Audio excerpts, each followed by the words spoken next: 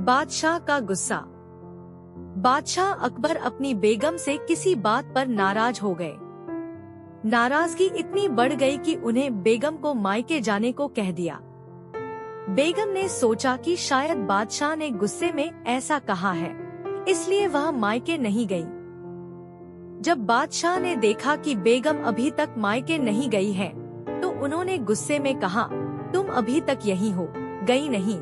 सुबह होते ही अपने मायके चली जाना, वरना अच्छा न होगा। तुम चाहो तो अपनी मनपसंद चीज साथ ले जा सकती हो। बेगम सिसक कर जनानखाने में चली गई। वहां जाकर उसने बीरबल को बुलाया। बीरबल बेगम के सामने पेश हो गया।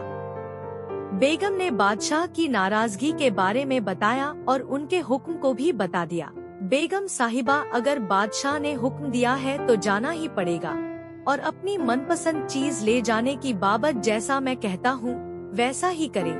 बादशाह की नाराजगी भी दूर हो जाएगी। बेगम ने बीरबल से कहे अनुसार बादशाह को रात में नींद की दवा दे दी और उन्हें नींद में ही पालकी में डालकर अपने साथ मायके ले आई और एक सुसज्जित शयन कक्ष में सुला दिया।